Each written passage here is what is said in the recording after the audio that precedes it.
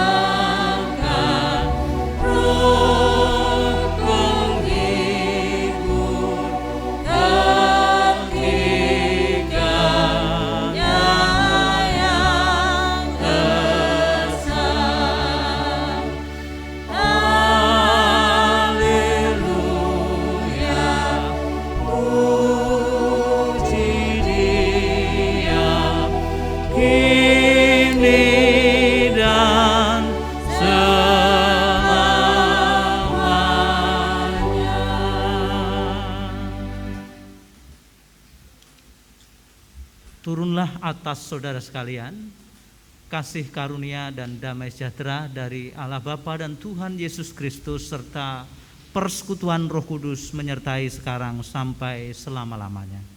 Amin.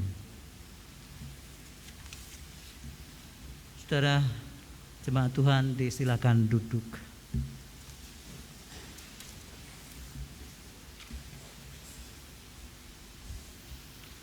Saudara-saudariku di dalam Tuhan Yesus Kristus, hidup kita merupakan kesempatan untuk menyatakan kesetiaan kita memegang perjanjian Allah di dalam Kristus Yesus. Ingatlah bahwa Ia menghukum karena Ia mengasihi kita. Hukumannya untuk mendidik dan membawa kita kembali ke jalannya.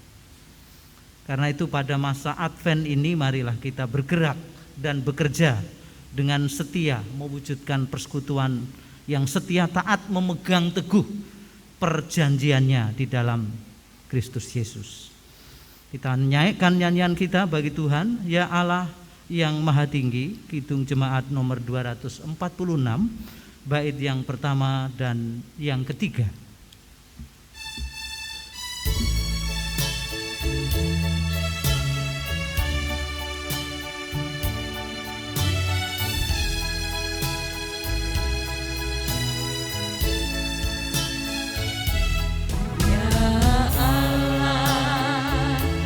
Yang Maha Tinggi, Kau pencipta dunia ini, kami juga Tuhan ciptakan agar di Kau tetap dipuji. Engkau Bapa yang mengerti tiap orang yang rendah hati. Tolonglah kami sekarang ini dan selamanya.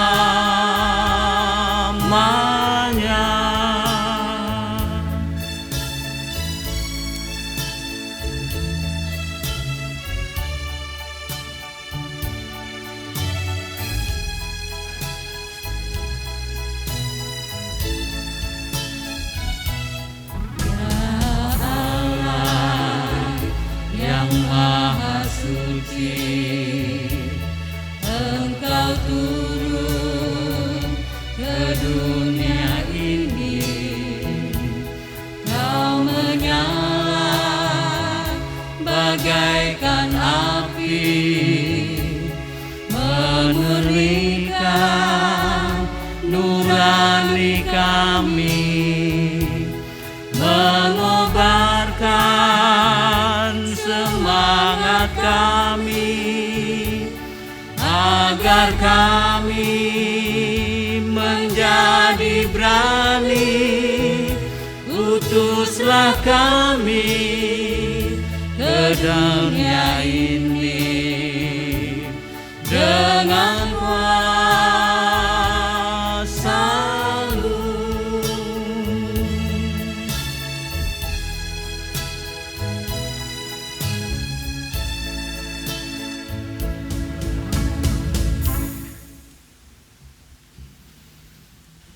Jemaat Tuhan, terimalah sabda pembimbing demikian.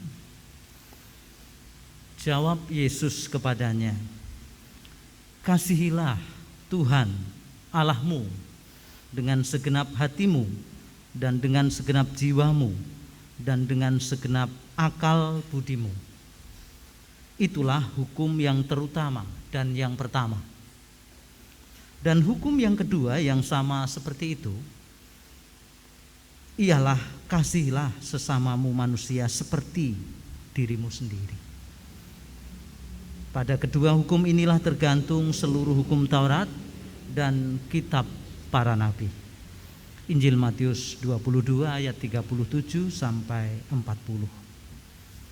Aku memberikan perintah baru kepada kamu, yaitu supaya kamu saling mengasihi sama seperti aku telah mengasihi kamu, demikian pula kamu harus saling mengasihi. Dengan demikian semua orang akan tahu bahwa kamu adalah murid-muridku, yaitu jikalau kamu saling mengasihi. Yohanes 13 ayat 34 sampai 35. Jemaat Tuhan, bukan hal mudah melakukan kedua hukum Tuhan tentang kasih. Sering-sering keegoisan kitalah yang muncul, sehingga jangankan mengasihi sesama kita ciptaannya, mengasihi orang tua, anak, atau orang yang begitu dekat dengan kita saja sulit dilakukan. Namun seberat apapun, kita tetap harus bergerak melakukan firman Tuhan ini dalam naungan anugerah-Nya. Karena itu marilah kita datang kepada Tuhan, menyatakan isi hati kita, memohon belas kasih-Nya. Jemaat Tuhan, saya ajak bangkit berdiri.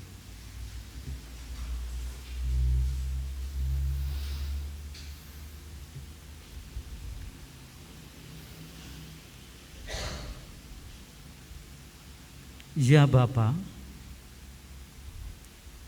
kami datang kepadamu, datang di hadapanmu sesuai kebenaran Alkitab firman Tuhan.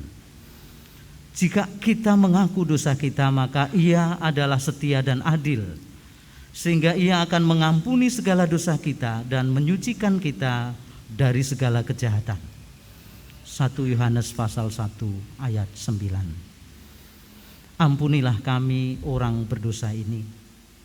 Di dalam Yesus Kristus kami memohon belas kasih Bapa di surga.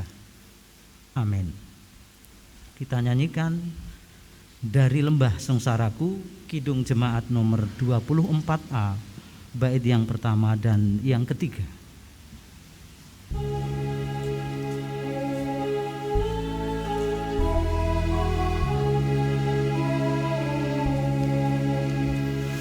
Dari lembah sengsaraku ku berseru, ya Tuhan, dengarlah suara hamba-Mu, doaku pun kabulkan.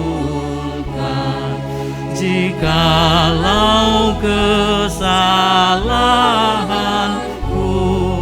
terus teringat oleh-Mu, tak dapat ku bertahan.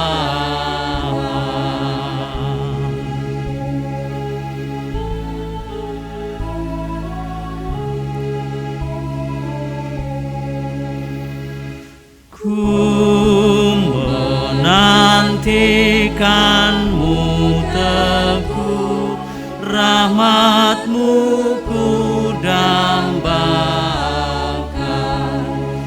Tak ku andalkan jasaku, firman-Mu ku harapkan. Lebih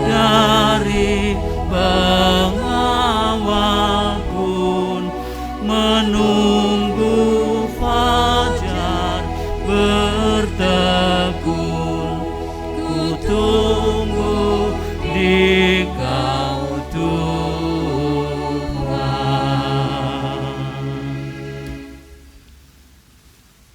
Berita anugerah. Sekalipun kita manusia yang telah terjatuh ke dalam jurang dosa, tetapi Allah telah menyatakan kasih dan rahmat-Nya. Dia adalah Tuhan yang pengampun. Firman-Nya di dalam Mazmur 103 ayat 8 sampai 12 mengingatkan kita demikian. Tuhan adalah penyayang dan pengasih, panjang sabar dan berlimpah kasih setia. Tidak selalu Ia menuntut dan tidak untuk selama-lamanya Ia mendendam. Tidak dilakukannya kepada kita setimpal dengan dosa kita, dan tidak dibalasnya kepada kita setimpal dengan kesalahan kita. Tetapi setinggi langit di atas bumi, demikian besarnya kasih setia-Nya atas orang-orang yang takut akan Dia. Sejauh timur dari barat, demikian dijauhkannya daripada kita pelanggaran kita. Demikianlah berita anugerah dari Tuhan. Puji syukur kepada Tuhan yang Maha Kasih. Nyanyian kita Kidung Jemaat nomor 381, bait yang pertama dan bait yang keempat.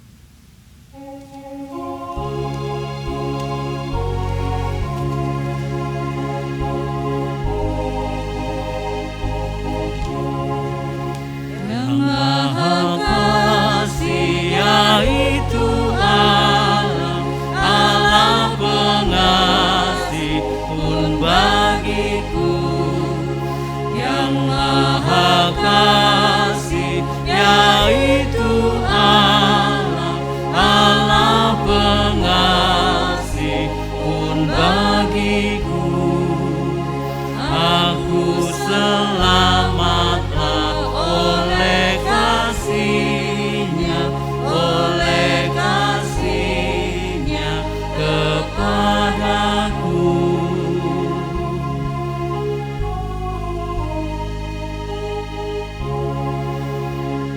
Allah mengutus Yesus Tuhanku, Allah mengutus Sang Penebus, Allah mengutus Yesus Tuhanku, Allah mengutus Sang Penebus. Aku selamatlah oleh kasih-Nya, oleh kasih-Nya kepadaku. Saudara-saudaraku, silakan duduk.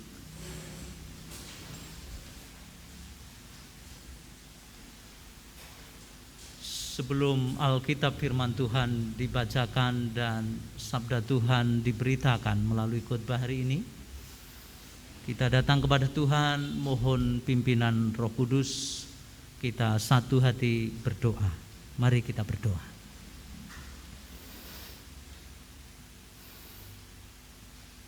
Ya Bapa yang sungguh mengasihi kami dengan kasih teragung, kasih yang tak terukur, yang senantiasa datang dalam kehidupan kami untuk memberi kami kekuatan, melakukan perutusan kami sebagai anak-anak Tuhan. Hari ini kami mohon, berkenanlah menolong kami semua, anak-anak-Mu yang merindukan sabda Tuhan untuk dilakukan di dalam kehidupannya.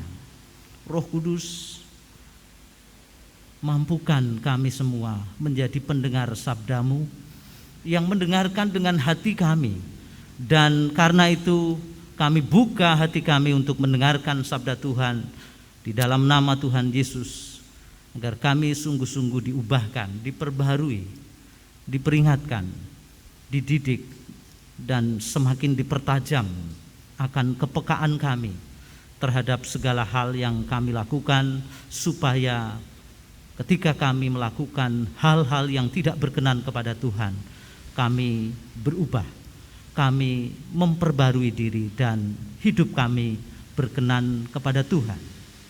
Semua ini kami memohon di dalam rahmat kasih dan anugerah Kristus Yesus, Tuhan dan penebus kami. Demikian doa kami ya Bapa, di dalam nama Tuhan Yesus. Amin.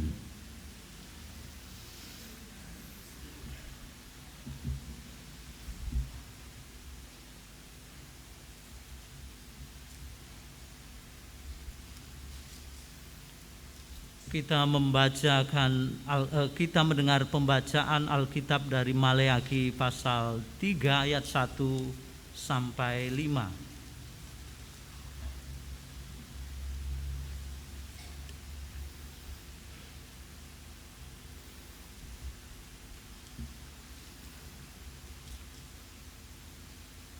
Lihat, aku menyuruh utusanku supaya ia mempersiapkan jalan di hadapanku.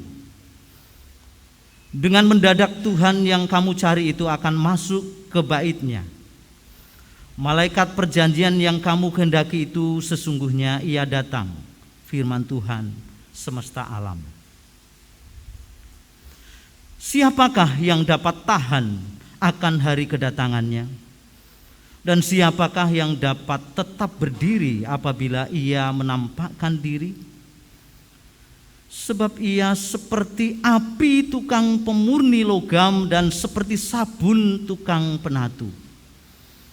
Ia akan duduk seperti orang yang memurnikan dan mentahirkan perak. Dan ia mentahirkan orang Lewi, menyucikan mereka seperti emas dan seperti perak, supaya mereka menjadi orang-orang yang mempersembahkan korban yang benar kepada Tuhan. Maka persembahan Yehuda dan Yerusalem akan menyenangkan hati Tuhan, seperti pada hari-hari dahulu kala dan seperti tahun-tahun yang sudah-sudah. Aku akan mendekati kamu untuk menghakimi, dan akan segera menjadi saksi terhadap tukang-tukang sihir, orang-orang berzina dan orang-orang yang bersumpah dusta, dan terhadap orang-orang yang menindas orang upahan, janda dan anak piatu, dan yang mendesak ke samping orang asing dengan tidak takut kepadaku, firman Tuhan semesta alam. Demikian firman Tuhan dalam Alkitab. Yang berbahagia ialah mereka yang mendengarkan firman Tuhan dan memeliharanya. Haleluya. Haleluya.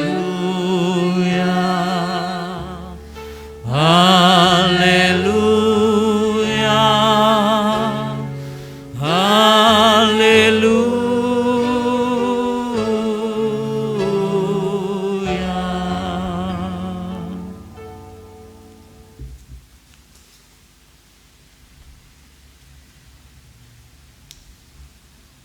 Selamat jumpa, salam kasih dalam Kristus Yesus bagi kita.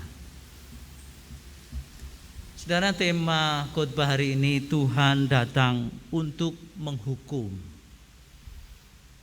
Kita sekarang masuk pada minggu 2 Advent. Advent atau Adventus, serapan dari bahasa Latin yang artinya datang atau kedatangan. Menandai 4 hari minggu sebelum hari Natal, kita berada pada masa Advent. Yang menjadi pertanyaan adalah, kalau kita sekarang masuk pada minggu kedatangan, artinya kita dengan penghayatan iman kita, iman Kristiani kita, orang-orang Kristen diajak menyiapkan dirinya baik-baik. Lebih siap lagi, mempersiapkan atau mempersiapkan, supaya ketika dia datang betul-betul kita rindukan sebagai orang yang patut di hadapan Tuhan karena kita orang-orang yang sudah dikeluarkan dari kegelapan dosa. Itulah mengapa sebutan gereja adalah eklesia. Orang yang sudah dibawa keluar. Dan saudara tahu bagaimana Allah membawa keluar kita dari dosa bukan dengan upaya mudah, bukan dengan pekerjaan murahan. Itu sudah direncanakan, sudah diperjuangkan, dan nyawa yang dipertaruhkan. Kalau kita menyadari kita dibawa keluar itu dengan karya Allah yang demikian, maka gambarkanlah dalam benak kita semua Allah sedang membawa kawanan dombanya keluar dari sebuah kamp atau tempat yang membuat domba-domba itu dengan kekuatannya sendiri tidak bisa keluar. Ada di jurang yang begitu dalam, ada di sebuah kandang yang tertutup rapat, yang tidak sanggup domba-domba itu mampu keluar dengan caranya sendiri. Dia perlu gembala yang menolong. Gembala membawa domba-dombanya bukan hanya domba yang bergas, sehat, kuat seperti ini, tetapi domba-domba yang sudah tua. Bahasa Jawa kalau domba tua itu poel, sulit berjalan. Dan bagaimana membawa keluar yang seperti itu? Belum lagi yang masih lemah, cemek-cemek atau anak-anak domba yang masih kecil, belum kuat berjalan sendiri. Sang gembala harus menopangnya, menggendongnya, ngirit-ngindit. Nah, membawa itu bahasa Jawanya kan lengkap sekali. Manggul, mikul, semua dilakukan untuk keselamatan domba-domba itu keluar dari perbudakan dosa.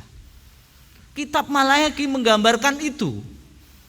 Kitab Malayaki menggambarkan umat itu sudah dibawa keluar dari pembuangan Babel. Dan bangsa Israel ditindas. Mereka berada di dalam kekuasaan bangsa lain. Hakikat sebagai umat Allah yang merdeka, yang bisa mengabdi Allah dengan merdeka, terpasung, hilang. Identitas mereka sebagai bangsa yang dikasihi Allah tidak nampak. Tetapi Allah setia akan perjanjiannya bahwa mereka tidak akan terus dibuang. Allah akan mengembalikan mereka dari berbagai penjuru, mengumpulkannya seperti gembala mengumpulkan domba-dombanya.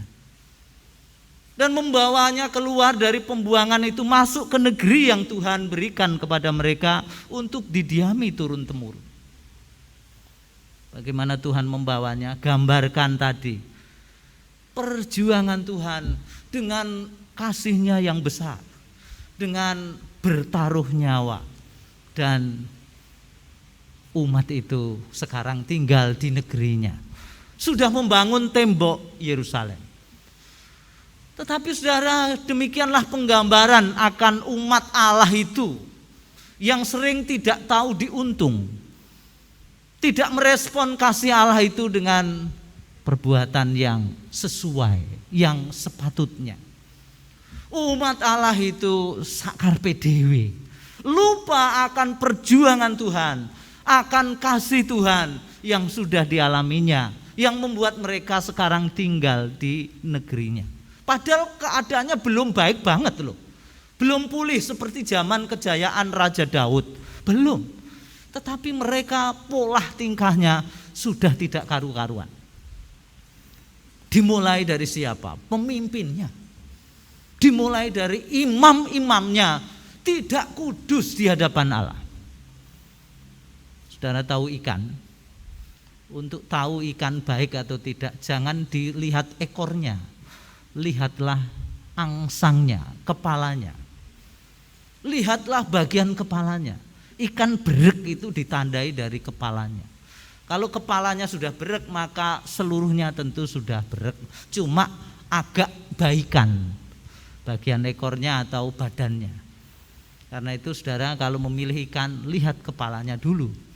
Dan orang biasanya tahu mata ikan itu bening atau tidak Kalau mata ikannya sudah blurem, sudah kabur, nah ini bukan ikan segar lagi. Ini ikan yang sudah menjalani proses freezer ya, dimasukkan ke lemari es atau ikan yang bukan ikan tangkapan baru. Nah saudara, ikan membusuk di kepalanya, merembet ke badannya. Umat mengalami kondisi yang kacau ketika para pemimpinnya tidak menjadi teladan yang baik. Imam mempersembahkan persembahan korban benar, melaksanakan tugasnya benar, tetapi bukan melaksanakannya dengan hatinya yang takut akan Tuhan. Malah mereka mengatakan, biarkan, mana sih Tuhan? Kejahatan itu menjadi kebaikan. Hal perbuatan-perbuatan buruk yang dikerjakan dipandang sudah lumrah dan itu baik, itu normal. Ngeri ya. Kalau imam seperti itu yang dipersembahkan, pokoknya mempersembahkan, yang dipersembahkan itu hewan-hewan yang cacat, hewan-hewan yang tidak sesuai ketetapan Allah, tidak masalah. Bagi mereka yang penting mendapat untung. Bagaimana mereka mendapat untung dari persembahan? Umat dituntut untuk memberi persembahan yang baik, tetapi diwujudkannya, dikerjakannya, ketika dilakukan, diwujudkan dalam hewan menurut imam, karena yang menentukan layak atau tidaknya layak hewan persembahan itu imam. Ternyata persembahan korbannya itu binatang-binatang cacat yang tidak seperti yang dikehendaki Allah. Korbannya cacat karena dimulai dari hatinya cacat. Korbannya menjadi korban yang tidak berkenan Tuhan karena hati orang-orang yang mempersembahkannya bukan persembahan yang kudus bagi Tuhan. Tidak murni, penuh kepentingan, ingin mendapatkan keuntungan dari pelayanan ibadahnya. Umat tidak hidup kudus juga. Mereka tidak menampakkan kesetiaan sebagai umat Tuhan yang sudah dipanggil hidup kudus. Keluarga-keluarga dimulai dari laki-laki yang mengambil istri bangsa-bangsa lain, bukan umat kudus, bukan orang-orang yang mengenal Allah. Mereka tidak setia pada istri sejak masa mudanya, bahkan itu menjadi kekejian di mata Tuhan. Bagaimana dengan orang-orang ringkih, bukan dipelihara, bukan diopeni. Orang-orang yang menumpang di negeri itu tidak ada tempat di hati mereka, tidak dipikirkan. Padahal umat itu dipanggil untuk menjadi berkat bagi bangsa-bangsa, menjadi terang bagi bangsa-bangsa. Kekejian di mata Allah, tetapi dianggap lumrah. Apa yang perlu dilakukan untuk umat yang seperti itu? Maleaki sebagai pengantar, pembawa sabda Tuhan. Itulah kalau saudara baca di Maleaki pertama, disebutkan sebagai pengantarnya firman Tuhan yang disampaikan melalui Nabi Maleaki, yang diberitakan mengingatkan umat itu supaya umat itu sadar kejahatannya. Dan tidak ada panggilan supaya umat itu memiliki kesempatan bertobat. Bukan itu, tetapi Tuhan akan hadir, akan datang dengan membawa penghukumannya. Itulah saatnya. Dan kalau kita berhadapan dengan situasi seperti ini, telat. Kalau Tuhan hadir dengan membawa penghukumannya, sudah tidak ada kesempatan lagi, bertobatlah seperti Yesaya. Tidak. Maleaki mewartakan akan datangnya hukuman Tuhan bagi umat yang sudah mbalelo di hadapannya. Kalau ini terjadi pada kita, sesungguhnya tidak. Tuhan tidak tiba-tiba datang lalu membawa penghakimannya. Saudara, setiap kebaktian kita diingatkan akan formulasi, rumusan dalam pengakuan iman rasuli atau syahadat. Apa yang dikatakan di sana? Yang akan datang dari sana untuk menghakimi orang yang hidup dan yang mati. Artinya apa? Semua orang pada saat kedatangan Tuhan harus mendapatkan bagiannya, yakni dihakimi menurut keadilannya, menurut kebenarannya.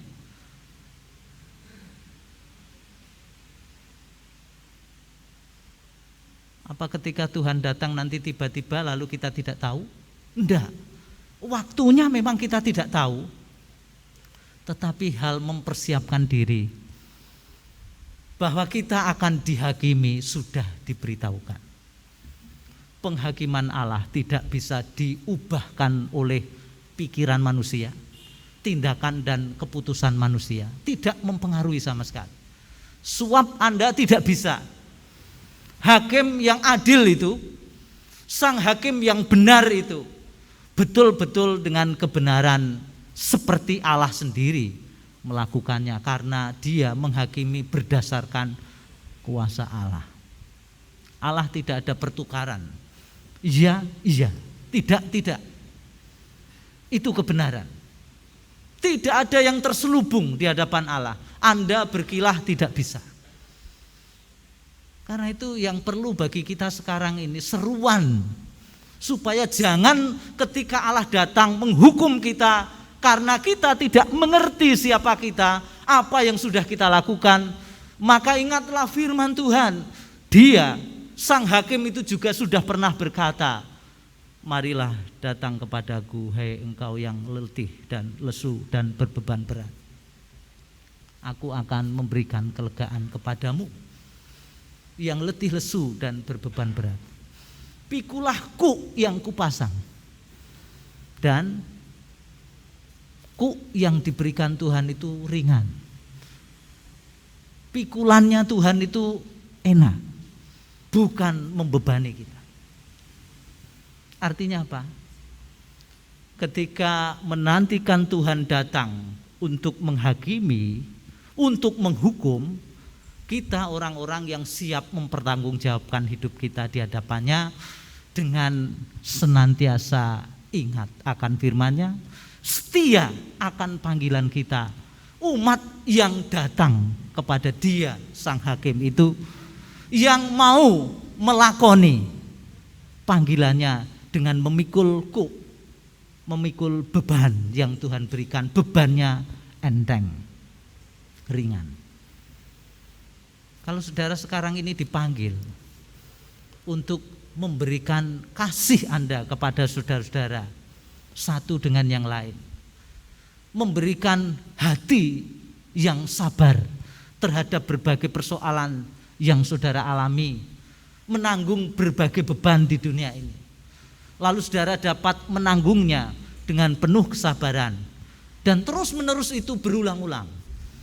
Permasalahan-permasalahan hidup ada, tidak pernah berhenti, tetapi saudara cakap menanggungnya. Apakah itu berat? Apakah ketika saudara bisa mengampuni saudara-saudara yang saudara pikirkan telah membuat sesuatu yang tidak baik pada saudara, itu sesuatu yang berat? Beratnya di mana?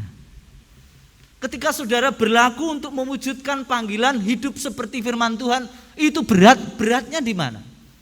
Saya di depan tadi mengatakan, hidup sebagai umat Allah yang kudus, mengasihi, itu bukan pekerjaan mudah, berat, tetapi bukan pekerjaan yang tidak mungkin dilakukan. Bukankah itu yang terutama dalam hidup kita?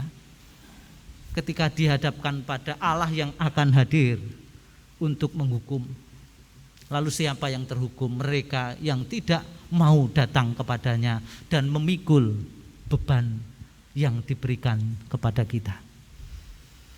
Untuk memahami gambaran Injil Matius, firman Tuhan yang saya sampaikan tadi sesuai dengan Maleaki begini. Umat zaman Maleaki sudah dikasih Allah dengan pengorbanan yang luar biasa. Mereka sudah ditolong, tetapi tidak membalas setimpal. Sekarang umat perjanjian baru ketika Kristus hadir, datang untuk menyatakan panggilan bagi semua orang yang berada di dalam kegelapan dosanya, datang kepada Tuhan untuk mendapatkan kelegaannya. Caranya tidak serta-merta tanpa beban. Tuhan tetap memberi beban tanggung jawab supaya saya dan saudara berjalan bersama Dia. Datanglah kepadaku itu belajarlah kepadaku. Mau bersama-sama belajar dari Sang Guru sejati. Lah kalau datang kepada Tuhan, dekat dengan Tuhan, merasa dekat dengan Tuhan tapi tidak mau belajar, tidak akan mengalami pertumbuhan apa-apa. Gambaran yang dipakai Tuhan memberikan cara belajar kita adalah memikul rakitan. Ini gambaran dunia agraris. Bapak Ibu yang pernah melihat orang tani atau seorang petani membajak tanahnya dengan dengan sepasang hewan, entah kerbau, entah lembu. Taruhlah ini lembu.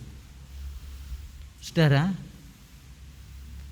dua lembu ini bisa menghasilkan bajakan yang baik kalau dua lembu ini berjalan seiring. Dua lembu ini bagus kalau dua-duanya memang sudah seiring. Sudah biasa dipakai untuk membajak, sudah terlatih. Bahasa orang-orang sekarang ya mereka profesional. Nah, kalau sudah profesional jalan. Tetapi ini tidak. Sang lembu dewasa. Lembu yang sudah profesional ini dalam hal membajak memanggil. Anda dipanggil untuk menjadi lembu junior yang belum pernah membajak. Bisakah langsung baik? Tidak bisa. Saudara harus belajar mengikuti langkah lembu yang sudah profesional tadi. Lembu dewasa yang sudah bisa melakukan pekerjaannya dengan baik. Nah, lembu muda ini dipanggil untuk berlatih bagaimana menanggung beban. Tumpuan beban masih ada di lembu dewasa. Kita ikut, kita menyesuaikan. Ini gambaran yang bisa dipahami untuk kita semua. Tidak mungkin kita berjalan mengikuti apa yang Tuhan kehendaki tanpa Kristus yang menopang dan menuntun kita. Gitu ya. Siapa yang mau belajar pada Kristus? Saya itu terharu sekarang kalau melihat setiap grup lebih dari satu renungan harian, renungan imani yang semuanya bagus sejauh yang dapat saya lihat. Kalau tidak percaya lihat grup Adi Yuswo. Kalau tidak percaya lihat grup tengah. Saya tidak ikut semuanya. Kalau tidak percaya saudara ngecek sendiri grup Muria Indah, grup Tumpang saya ikut. Yang sering nggak ada itu grup Kuwawur. Karena itu saya mengirimkan bahan-bahan ketika diperlukan untuk di sana. Dan walaupun itu kita memiliki buku cetak renungan yang selalu siap dibagikan di sana. Tiap bulan saya langganan santapan harian yang saya sampaikan untuk Kuwawur khusus. Nah, itu cara gembala kita mengatur kita supaya kita bisa menikmati pertumbuhan, mengalami pengenalan dan bisa belajar dari Tuhan melalui renungan-renungan itu. Pertanyaannya, lho akeh koyo ngono kuwi diwaca temenan ta ora? Kuatir saya itu mung iku disampaikan, malah sing menyampaikan sendiri orang membaca dan memperhatikannya. Lo kan repot. Akhirnya kita ini tidak melakukan dengan hati. Karena itu saudara-saudara bersyukur kalau renungan itu setelah dibaca dan direnungkan, lalu saudara mendapat berkat, lalu oh ini sesuai. Lalu itu dibagikan, ini cocok untuk rekan saya, oh ini cocok untuk grup kita. Mungkin dengan begitu kita malah tidak menghambur-hamburkan. Terus terang, ketika saya mengikuti grup-grup itu baru yang di jemaat. Yang di luar jemaat saya memiliki lebih 50 grup. Nah itu bagaimana caranya? Tidak mungkin mengikuti semuanya, bukan? Saya khawatir cara Tuhan sekarang ini untuk mendapatkan pengenalan dan bisa belajar banyak tentang apa yang Allah kehendaki, bimbingan, peringatan, didikan Tuhan. Tetapi kita tidak pernah menerimanya dengan hati, lalu itu semua sambil lalu hanya menjadi sloganistis. Kata-kata sloganitis itu ketok gede, nanging belum tentu kenyataannya. Itu sloganitis. Memang baik, membuat slogan itu baik, tapi harus kita pegang. Itu harus mencerminkan kehidupan kita. Nah, saudara-saudaraku, kalau Tuhan datang menghukum, tidak memusnahkan. Umat itu ingin dimurnikan seperti penatu. Tukang jahit, tukang baju, ngupeni baju, merawat baju supaya tidak ada kotoran. Tuhan datang seperti api memurnikan dan juga seperti sabun di tukang penatu untuk membersihkan.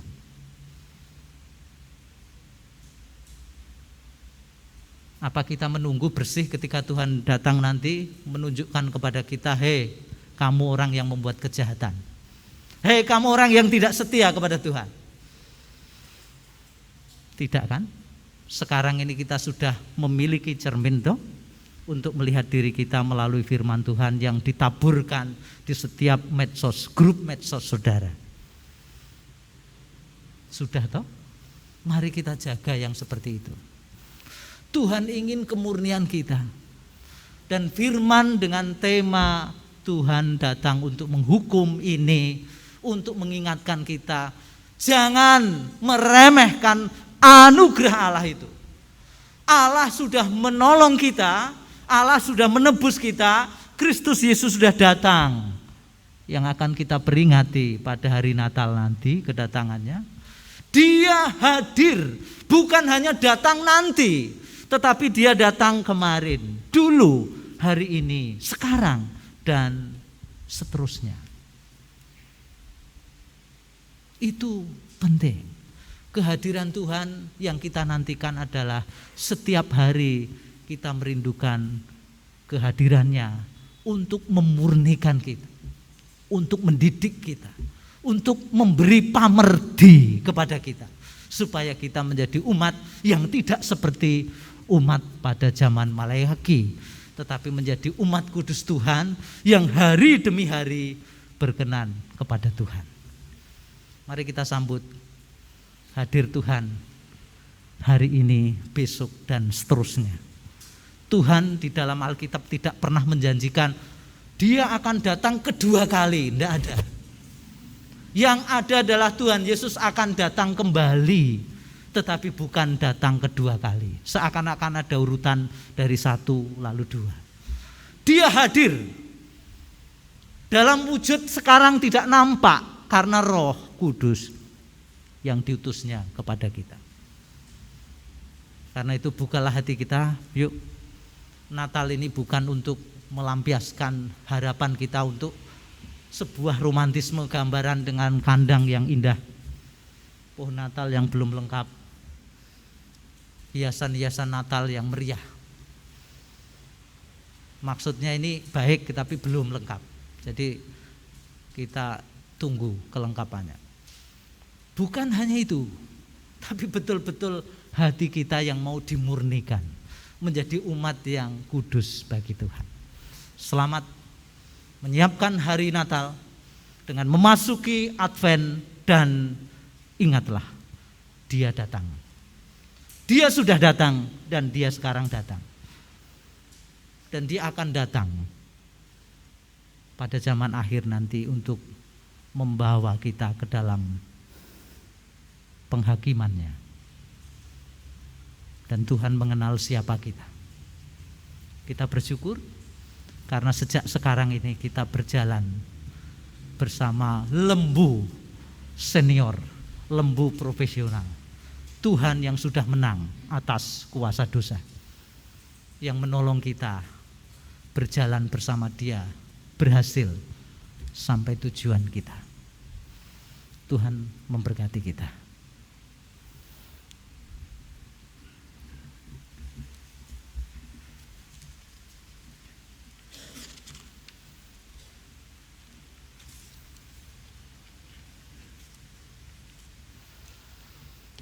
Kita mengambil saat teduh.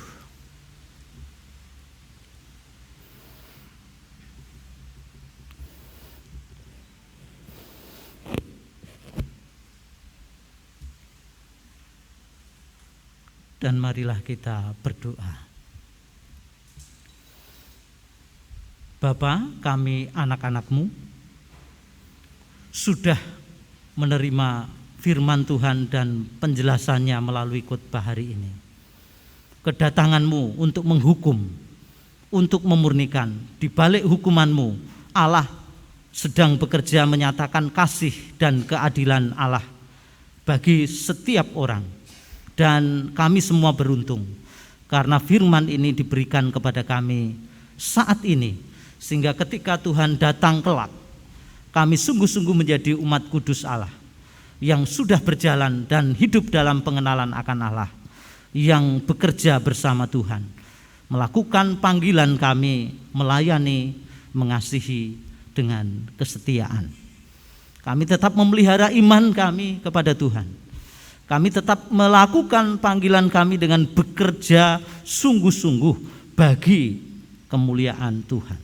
Karena itu Bapa, ampuni kami semua ketika kami belum sungguh-sungguh melakukan panggilan ini dengan sepenuhnya, dan firman Tuhan mengingatkan kami dan mengubahkan kami. Kami datang kepadamu dengan membawa kehidupan kami, anak-anak Tuhan, yang saat ini masih berada di dalam berbagai tantangan kehidupan, bahkan situasi berat karena perubahan-perubahan kehidupan yang dialami. Mereka yang saat ini tidak lagi memiliki pekerjaan tetap, mereka yang saat ini mengalami perubahan karena penghasilannya berubah. Kami berdoa untuk kami yang kesehatan kami tidak selalu aman nyaman. Kami berdoa untuk setiap anak-Mu yang bergumul untuk mempertahankan kondisi kesehatan tubuhnya, kondisi kesehatan ekonomi, dan kondisi kesehatan mentalnya. Dalam semua itu Engkau berkenan hadir, memberkati anak-anak-Mu sehingga berserah penuh kepadamu ya Tuhan, sumber berkat dan pertolongan. Tolonglah kami untuk dapat senantiasa berjalan bersama-Mu, dan di dalam Tuhan kami damai. Kami dapat menanggung segala sesuatu yang Tuhan izinkan ada di dalam kehidupan kami, dan kami percaya kami akan dapat bersama-sama Tuhan mengatasinya. Kami juga berdoa agar Tuhan menolong generasi muda kami, baik anak-anak kami yang masih belajar di tingkat PAUD maupun perguruan tinggi. Semuanya ditolong Tuhan. Melalui proses studinya, anak-anak Tuhan menjadi generasi yang cakap, generasi yang pintar dan cerdas, generasi yang dapat mengabdikan segala kemampuan pemberian Tuhan untuk melayani Tuhan melalui pelayanannya kepada semua orang. Kami juga berdoa Bapa, agar kami dimampukan untuk menjadi keluarga-keluarga yang setia kepada Tuhan, yang tidak mengabaikan kehidupan di dalam Kristus, yang setiap waktu menerima panggilan untuk merindukan sabda Tuhan dilakukan, untuk melakukan dengan penuh kesetiaan firman kebenaran. Dan kami bersyukur sebab Tuhan memberikan berbagai sarana kemudahan untuk membuat kami berjumpa dengan Allah, mendengarkan suara Tuhan. Namun yang sering tidak kami miliki adalah hati yang sungguh-sungguh terbuka untuk sapaan sabda Tuhan. Dengan demikian Bapa, Roh Kudus sendiri akan menuntun kami dan menolong kami semua semakin mempedulikan kehidupan rohani kami, mempedulikan kehidupan kami di dalam Tuhan. Dan kami tahu di luar Tuhan kami tidak menghasilkan apa-apa, kami tidak berbuah. Kami juga berdoa Tuhan untuk orang-orang sepuh, generasi-generasi yang saat ini memiliki kondisi yang cukup baik karena mereka semua menikmati keluarga yang dapat melayani mereka, keluarga yang mengasihi mereka, orang-orang sepuh yang terperhatikan. Namun banyak orang-orang tua yang tidak terperhatikan karena berbagai alasan yang terjadi. Mereka yang sekarang ini tinggal di sebuah komunitas yang jauh dari keluarganya, mereka yang ada di panti asuhan, mereka yang berada di panti perawatan orang-orang jompo, mereka semua yang terasing bahkan tidak bersama-sama dengan keluarganya dan tinggal seorang diri.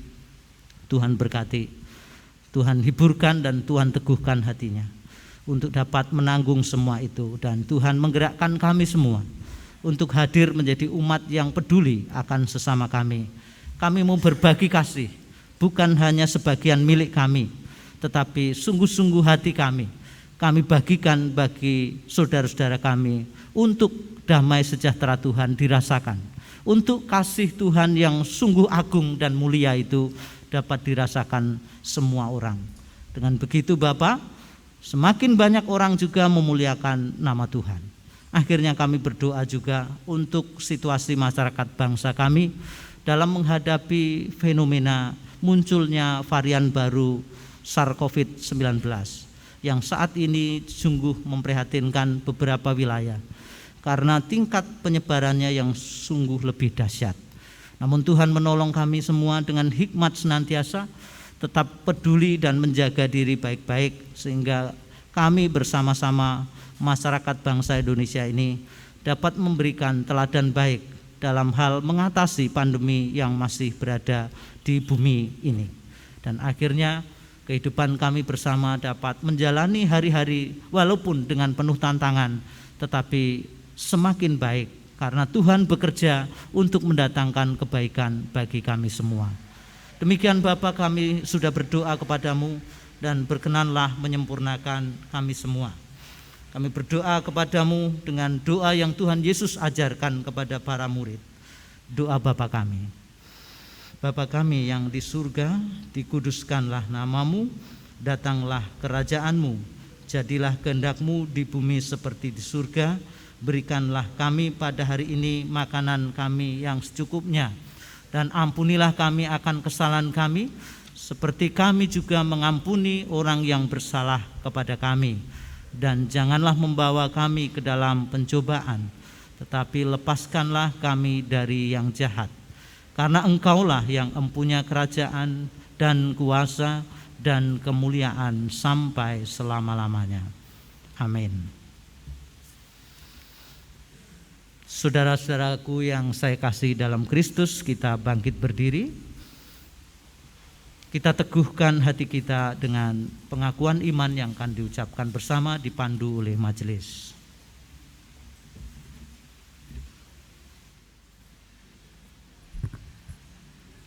Saudara yang terkasih dalam Tuhan, sabda Tuhan hari ini telah meneguhkan iman kita, maka marilah menyatakan pengakuan iman kita dengan mengucapkan pengakuan iman rasuli. Bersama-sama kita ucapkan pengakuan iman rasuli. Pengakuan iman rasuli. 1. Aku percaya kepada Allah Bapa yang Maha Kuasa, Khalik langit dan bumi. 2. Dan kepada Yesus Kristus anaknya yang tunggal Tuhan kita. 3. Yang dikandung dari Roh Kudus, lahir dari anak darah Maria. 4. Yang menderita di bawah pemerintahan Pontius Pilatus, disalibkan, mati dan dikuburkan, turun ke dalam kerajaan maut. 5. Pada hari yang ketiga bangkit pula dari antara orang mati. 6. Naik ke surga, duduk di sebelah kanan Allah Bapa yang Maha Kuasa. 7. Dan akan datang dari sana untuk menghakimi orang yang hidup dan yang mati. 8. Aku percaya kepada Roh Kudus. 9. Gereja yang kudus dan persekutuan orang kudus. 10. Pengampunan dosa. 11. Kebangkitan daging. 12. Dan hidup yang kekal. Amin.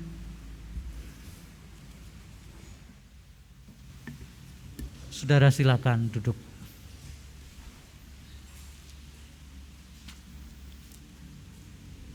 Saudara yang berlimpah kasih dan rahmat Tuhan, marilah kita memberikan persembahan syukur ungkapan syukur yang kita nyatakan dalam ibadah dengan mempersembahkan persembahan kita saat ini dilandasi firman Tuhan seperti yang dikatakan Rasul Paulus hambanya, tertulis dalam surat Roma pasal 11 ayat 36. Sebab segala sesuatu adalah dari Dia dan oleh Dia dan kepada Dia. Bagi Dialah kemuliaan sampai selama-lamanya. Nyanyian persembahan kita, Di Sini Aku Bawa, pelengkap Kidung Jemaat nomor 147 bait yang pertama dan sampai bait yang ketiga.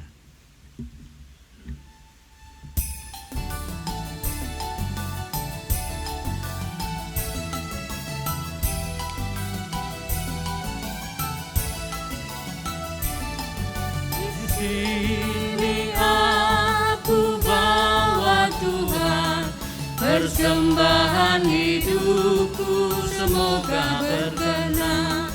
Berapalah nilainya Tuhan dibandingkan berkat-Mu yang telah Kau limpahkan. Terimalah Tuhan, oh terimalah Tuhan.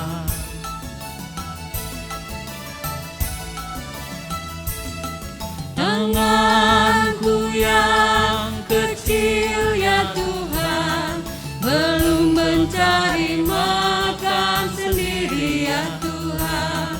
Terimalah hatiku Tuhan, menjadi persembahan yang Tuhan berkenan. Terimalah Tuhan, oh terimalah Tuhan.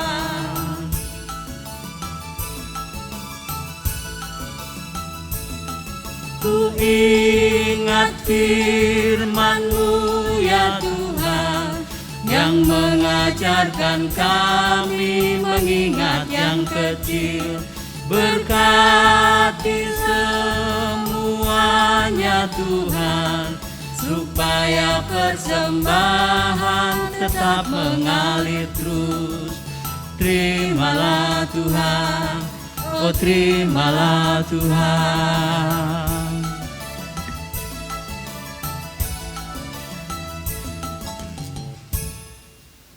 Kita bangkit berdiri dan menaikkan doa persembahan.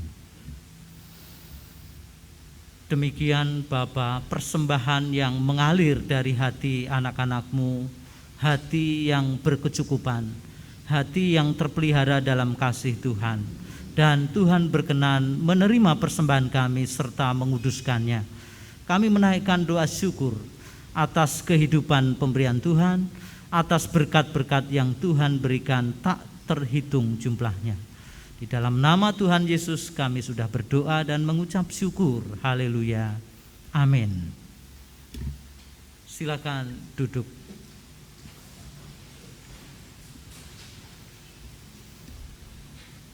Kita memasuki kehidupan kita dengan bersama-sama menaikkan nyanyian Aku Tuhan Semesta, pelengkap Kidung Jemaat nomor 177 bait yang pertama sampai bait yang ketiga.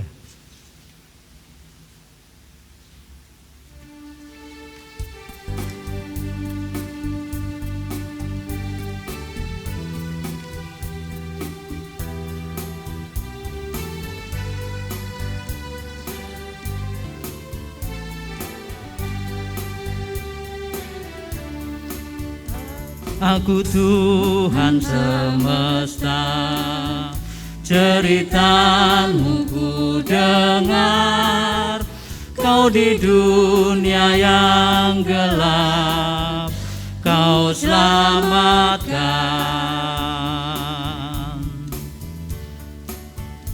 Akulah pencipta terang, malam jadi benderang. Siapakah utusanku membawa terang? Inilah aku, utusanku. Ku dengar Engkau memanggilku.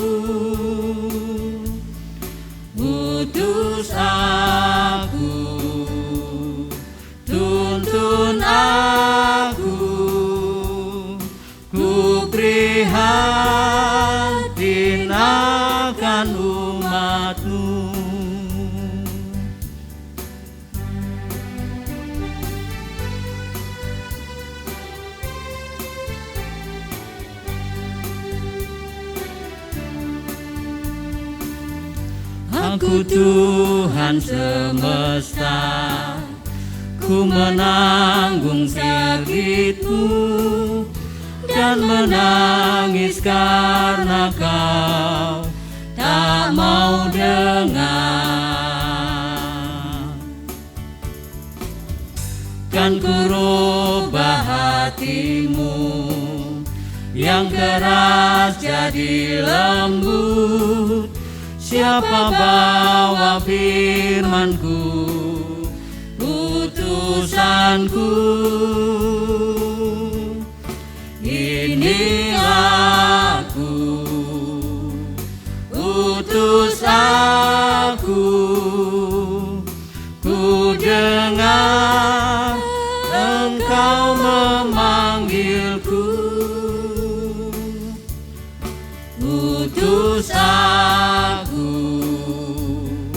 tuntun aku. Ku prihatin akan umat-Mu.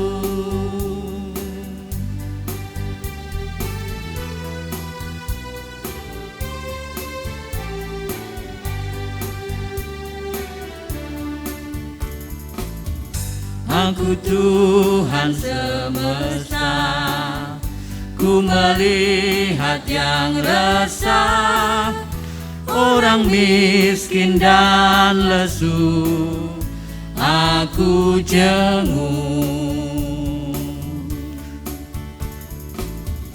Aku ingin memberi perjamuan surgawi.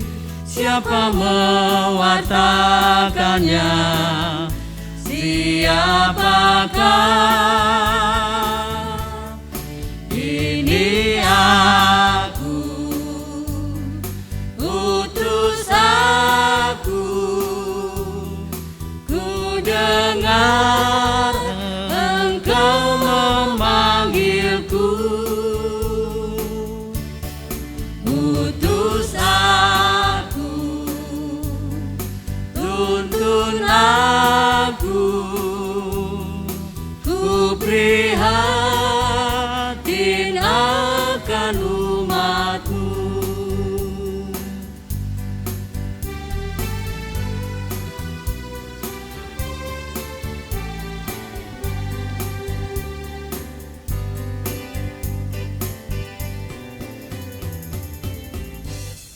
Kita bangkit berdiri dan saudara-saudaraku di dalam Tuhan Yesus Kristus, ibadah hari ini berakhir, akan tetapi tugas kita untuk melakukan firman Tuhan yang sudah diperdengarkan sungguh segera dimulai.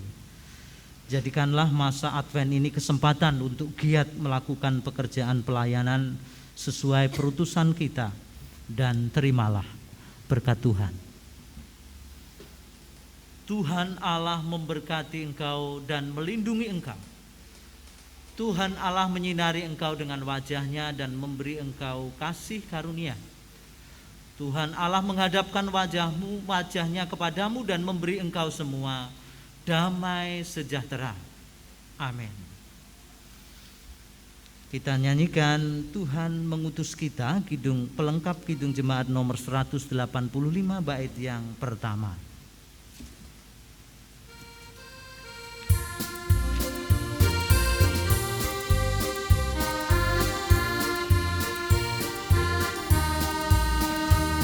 Mengutus kita ke dalam dunia, bawa pelita kepada yang gelap.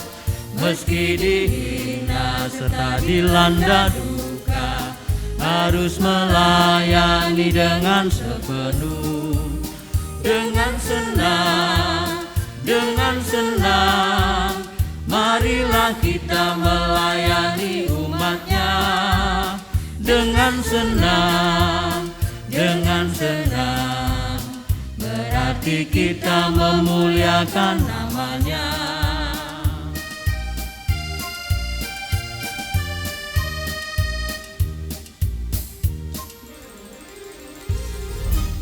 Ibadah usai dan jemaat Tuhan dipanggil untuk bersama-sama bersaat teduh dan menaikkan doa pribadi di dalam hati masing-masing.